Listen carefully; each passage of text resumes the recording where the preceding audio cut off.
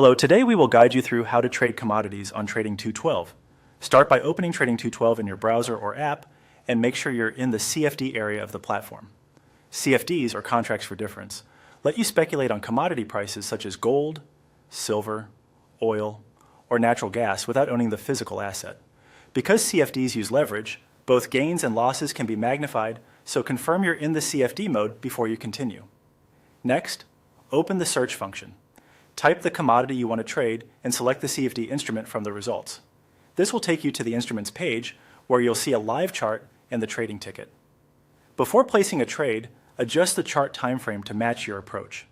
Short time frames like 1 minute or 5 minutes highlight quick intraday moves, while longer views such as 1 hour or daily show broader trends, momentum shifts, and key support or resistance areas.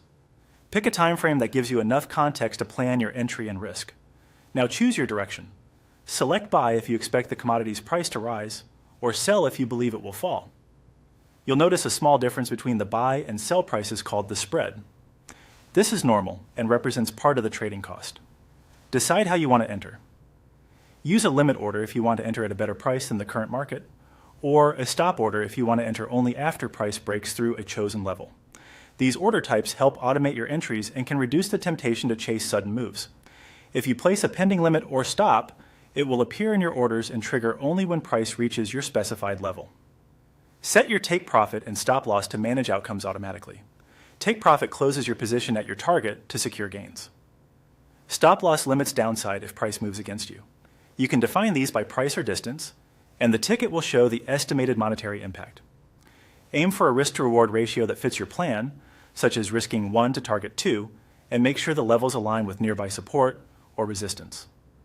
Finally, review everything carefully. Instrument symbol, order type, direction, entry price, position size, margin requirement, spread, and any overnight fees.